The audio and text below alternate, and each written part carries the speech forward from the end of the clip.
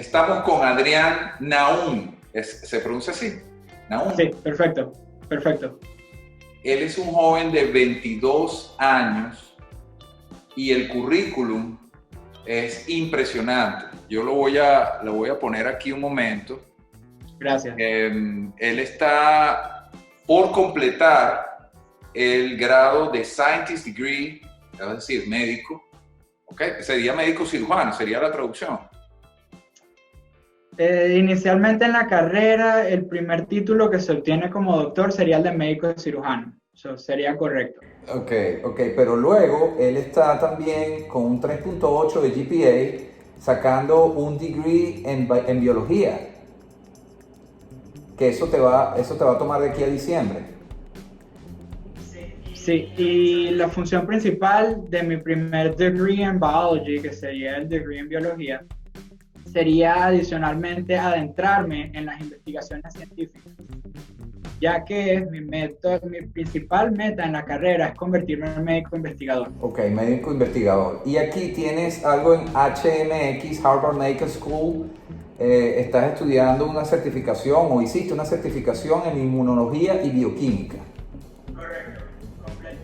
Completé las certificaciones de bioquímica e inmunología el verano del año pasado. Y estás en la Universidad de Texas en San Antonio. Estás a punto de graduarte con honores en el departamento de biología. Y además de eso, estás a punto de graduarte también en el tema de Inter-Research, Host Pathogen Interactions. Ahorita vamos a hablar de eso. Además de eso, está a punto de graduarse al mismo tiempo de Undergraduate Research Volunteer del Departamento de Biología y Ciencias. Eso ya lo hiciste en el 2018. Y encima tienes una experiencia en Brigham and Women's Hospital en Boston, Massachusetts, ¿no? Sí, eso fue parte del programa de Harvard, de la Escuela de Medicina con el diplomado. Fue un programa en línea, lo que completé. El diplomado fue un programa en línea, pero eso me permitió iniciarme en el aspecto clínico de una variedad de diferentes enfermedades autoinmunes, así como también diabetes, entre otras. Bueno, vamos a empezar desde el principio. Felicitaciones porque a los 22 años yo, no recuerdo, no quiero saber lo que estaba haciendo.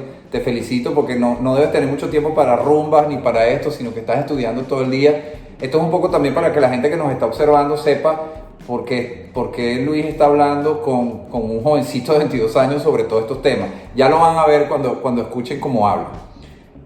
Primer tema, virus contra bacterias. ¿Cuál sería una diferencia?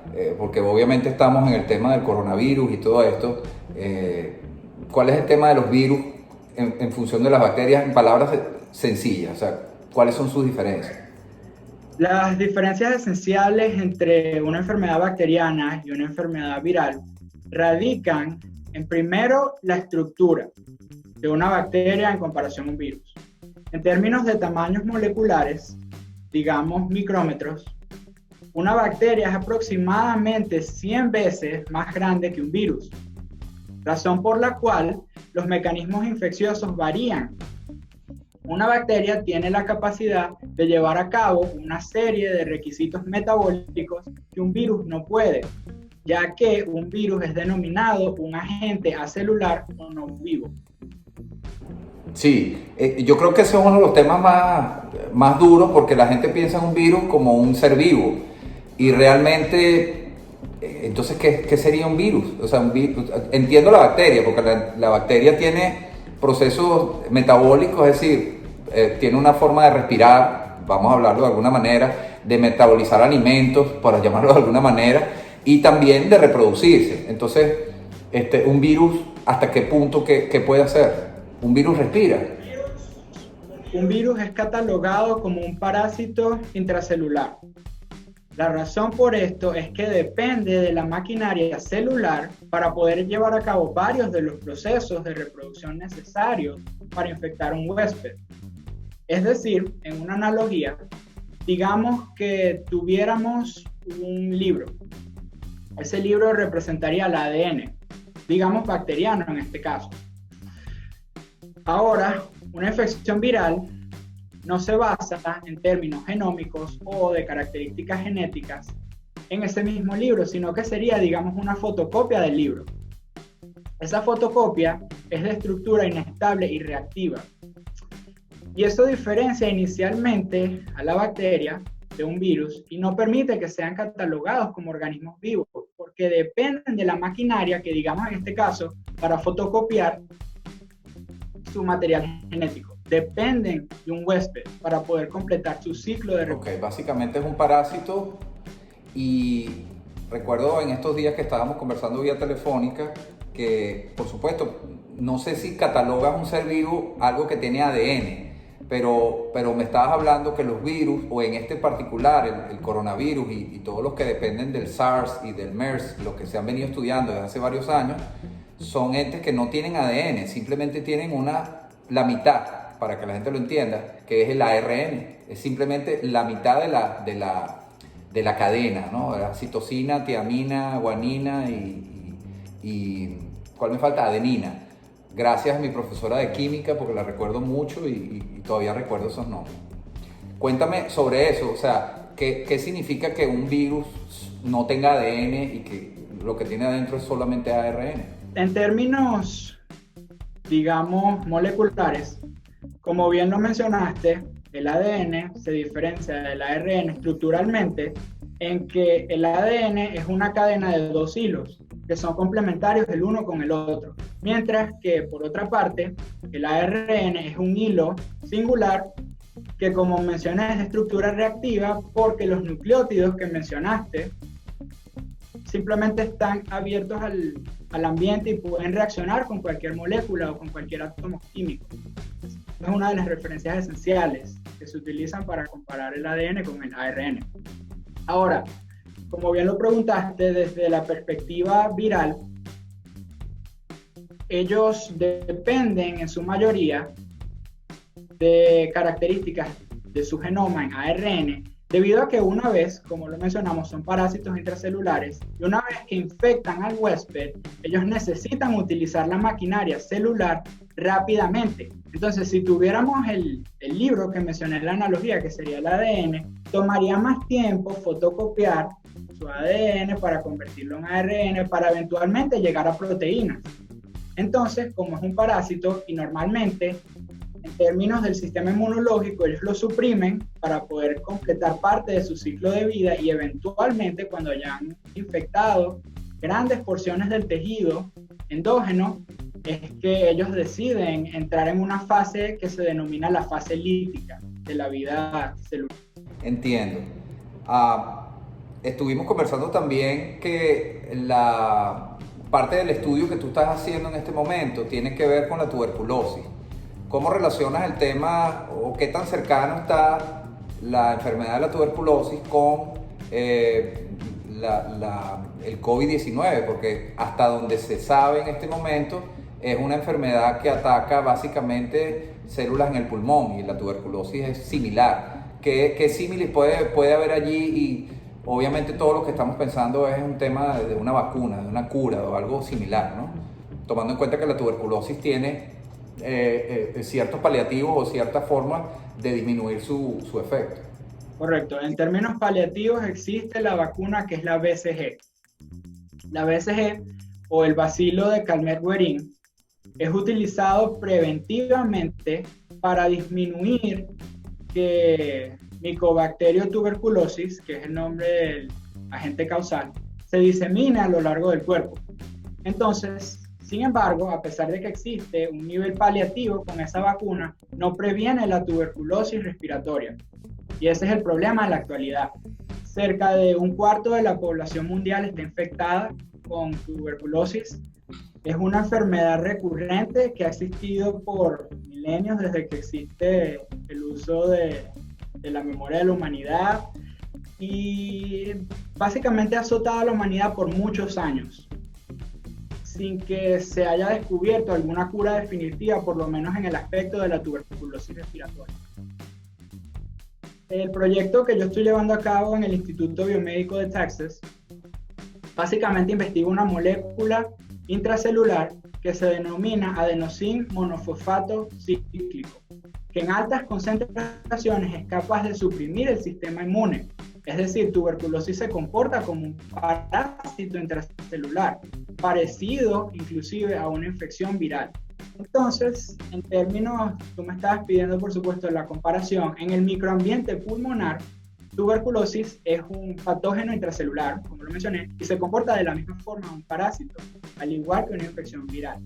Sin embargo, los ciclos de vida como tuberculosis, una bacteria, es capaz de llevar a cabo procesos metabólicos que una infección viral no podría. En términos de otra similitud de la infección de tuberculosis y el COVID-19, sería que las células que infecta en el microambiente pulmonar serían las células alveolares epitelianas. Entonces, el objetivo tanto de tuberculosis como del COVID-19 es destruir los tejidos respiratorios, y las células epitelianas alveolares son las primeras que se encuentran en ese ambiente respiratorio. Digamos que si atacan a la misma célula, probablemente algunos de los estudios de la tuberculosis podrían servir por temas de ensayo y error y esto para conseguir un posible paliativo similar al de la tuberculosis.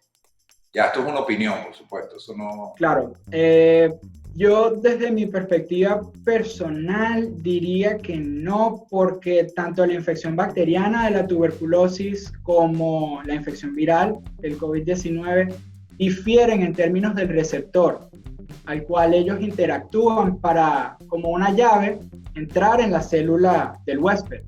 Entonces el receptor que utiliza tuberculosis varían, existen varios receptores y dependiendo del receptor que Mycobacterium tuberculosis seleccione para entrar en la célula huésped, puede orquestar reacciones que serán denominadas proinflamatorias o antiinflamatorias. 70% de las células de Mycobacterium tuberculosis infectan a través de un receptor que se denomina el receptor de Mannose en inglés. Y ese Mannose receptor orquesta reacciones que son antiinflamatorias, lo cual favorece a tuberculosis porque se mantiene oculto en las células pulmonares. Mientras tanto, cuando lo comparamos con COVID-19, el receptor que utiliza es el de angiosina, receptor de angiosina 2 o ACE2. Sería el receptor específico que utiliza para entrar en la célula. Pero ahora que lo mencionas, en términos del desarrollo de una vacuna, existen dos enfermedades que son el SARS y el MERS. Ambas son enfermedades respiratorias. El SARS, por las siglas en inglés, sería Severe Acute Respiratory Disease o Síndrome Respiratorio Agudo Severo. Existe desde aproximadamente el 2003. Hasta la actualidad no existe una vacuna. El porcentaje de letalidad de esa infección respiratoria es aproximadamente el 9.6%. Por otra parte, también está el MERS. El MERS es Middle Eastern Respiratory Syndrome o síndrome respiratorio del Medio Oriente. Tiene un porcentaje de letalidad muchísimo más alto cuando lo comparas al SARS o al SARS-CoV-19, ya que es de aproximadamente el 34%. Wow. Hasta la actualidad no existe vacuna para ninguna de las dos, a pesar de que el MERS sus orígenes se remontan aproximadamente al 2012. Hasta el momento no existe ningún tipo de vacuna. Sí, quizás es muy pronto para poder pensar en una vacuna y voy a ir más adelante con esa pregunta, pero ya que hablaste de ocultar, yo he estado investigando médicos y científicos que están hablando por internet. Hay que escuchar a todo el mundo para ver sobre todo los que tienen más base, ¿no? Hay algunos que se han dado cuenta de que este tipo de virus también, una vez que entra al cuerpo, no solamente es que ataca las células alveolares, sino que también tiende a esconderse en algún órgano en particular. ¿Han llegado a alguna conclusión con los análisis que han hecho en San Antonio sobre ese tema? O sea, ¿se está escondiendo en alguna parte del cuerpo para luego surgir y prosperar en otro momento? Es una excelente pregunta. Hasta la actualidad, la comunidad científica sigue desconcertada en términos de en qué órgano potencialmente podría esconderse el COVID-19, qué mecanismos utilizaría para mantenerse en un estado latente sin estar todavía completamente activo. Se han sugerido algunos órganos que podrían ser tejidos esenciales para que el COVID-19 se oculte, pero hasta la actualidad no se conoce nada al respecto.